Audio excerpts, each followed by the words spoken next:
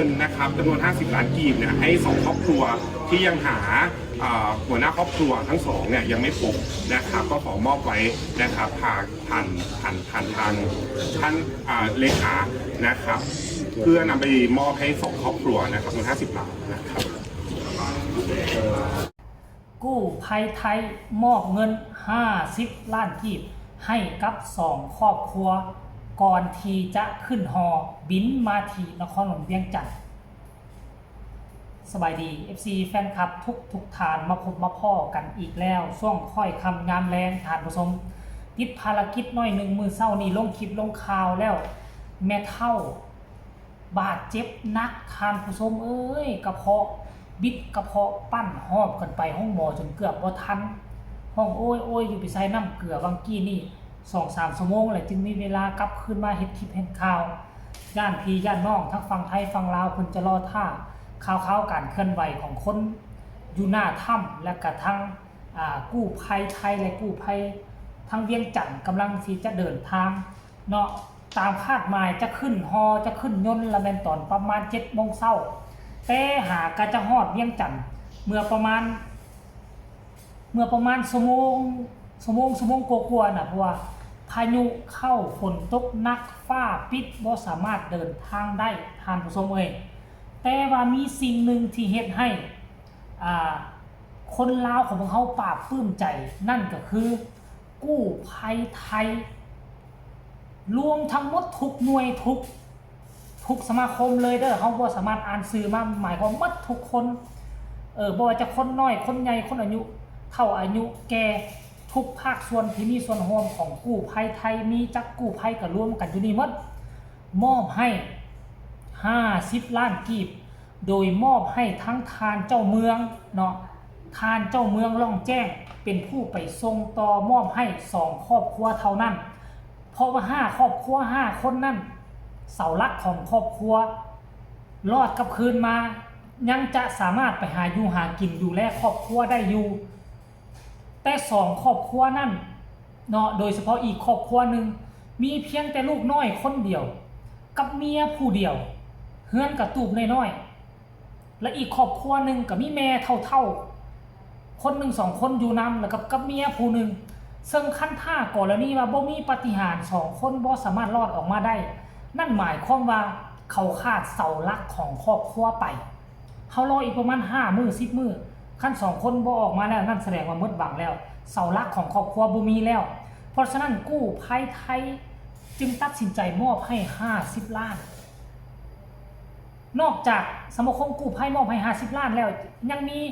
ตัวบุคคลอีกบ่ว่าจะเป็นปอนเนาะก็มอบให้ครอบครัวละ3 ล้านแล้วก็ร่วมถึงอีหยังก็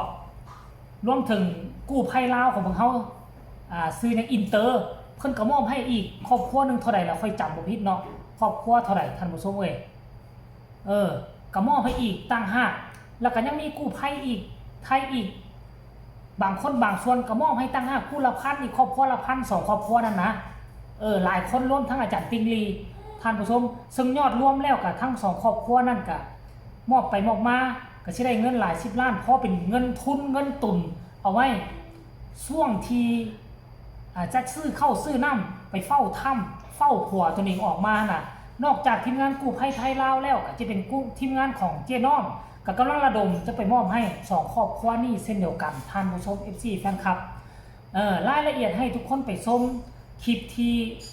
วินาทีมอบเงิน50 ล้านต่างหน้าฮับนั่นก็คือทานเจ้าเมืองล่องแจ้งท่านผู้ชมไปชมคลิปนี้พร้อมๆกันเลย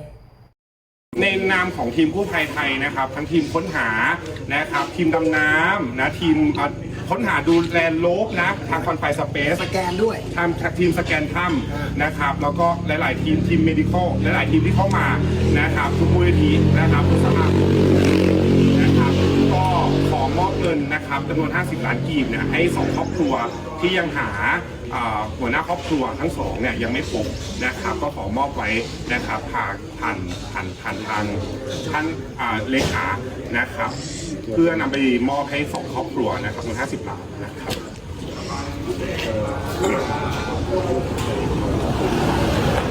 ไป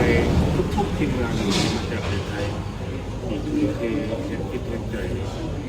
อุปกรณ์ ช่วยเหลือพบขอให้ในครั้งนี้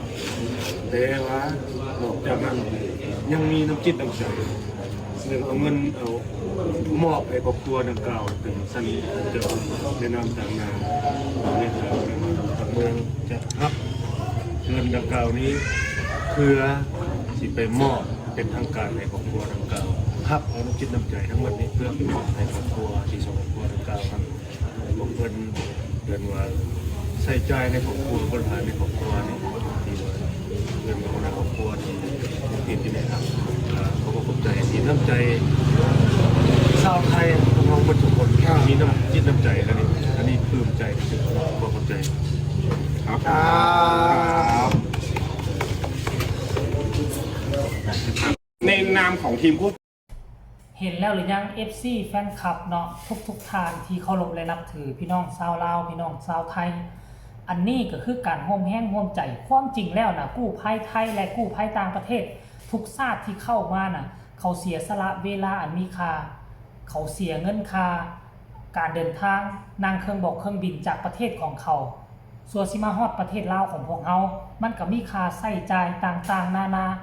เนาะผสมปนเปกันไปบางคนก็เสียน้อยบางคนก็เสียหลายมาด้วยจิตด้วยใจความจริงแล้วนะว่าจำเป็นต้องเอาเงินมอบให้เนาะทางการลาวทางพี่น้องชาวลาวโดยเฉพาะครอบครัวผู้ที่ติดถ้ำเขาก็ทราบซึ่งน้ำใจอันล้นหลามของพวกเจ้าแล้วเขาก็ดีใจหาอันเปรียบบ่ได้หาแนวสิ่งที่จะตอบแทนบ่ได้แล้วแหละแต่พวกเจ้าเฮ็ดให้มันเนาะยิ่งใหญ่ขึ้นไปคูณ2อีกตื่มโดยการมอบเนาะเงินช่วยเหลือครอบครัวที่ติดอยู่ในถ้ำโอ้โหเนาะค่อยคิดว่านะชาวเมืองล่องแจ้งจะจดจำใบหน้าใบตาของพวกเจ้าเอาไว้ตลอดชีวิตและชื่อของพวกเจ้าและทีมงานกู้ภัยของพวกเจ้าหมดทุกคนเนาะจะถูกก้าวขานไปอีกหลายร้อยปีพุ่นแล้วค่อยว่านะจะถูกก้าวขานไปหลายร้อยปีคุณงามความดีแบบนี้เนาะมีเงินก็บ่สามารถซื้อได้มันต้องมักมันต้องฮักด้วยจิตด้วยใจมันจึงทุ่มเทญาติสละเวลาคือพวกเจ้ามาเฮ็ดอยู่ที่เมืองล่องแจ้งนี่ต้องขอชมเชยท่านผู้ชมเนาะอันนี้ก็คือเรื่องราวล่าสุดก่อนที่จะขึ้นฮอท่านผู้ชมและตอนขึ้นฮอนั่นก็วินาทีบีบหัวใจท่านผู้ชมเดี๋ยวเอาไว้คลิปหน้าค่อยจะมามาลงมาขยายความให้พวกเจ้าฮู้อีกตึมก็แล้วกันเนาะมีการลั่งน้ำตาอีกแล้วทั้งกู้ภัยไทยทั้งกู้ภัยลาวทั้งผู้หญิงทั้งผู้ชายเครื่องบินเวิร์นขึ้นจากร่องแจ้งให้สะอึกสะอื้นบินผ่านภูผ่านเขาคิดฮอดแต่ละค่ำแต่ละคืนเนาะเสียงดังอึกกระทึกคึกโค้งอยู่หน้าถ้ำบางมือก็สนุกบางมือก็เศร้าแด่ท่านผู้ชม FC แฟนคลับเดี๋ยวเอาไว้คลิปหน้ากันแล้วกันเด้อสำหรับคลิปนี้ก็ฝากทุกคนกดไลค์กดแชร์กดติดตามที่สำคัญอย่ากดข้ามโฆษณาพ่อกันใหม่ในคลิปหน้าลาท่านผู้ชมไปก่อนสบายดี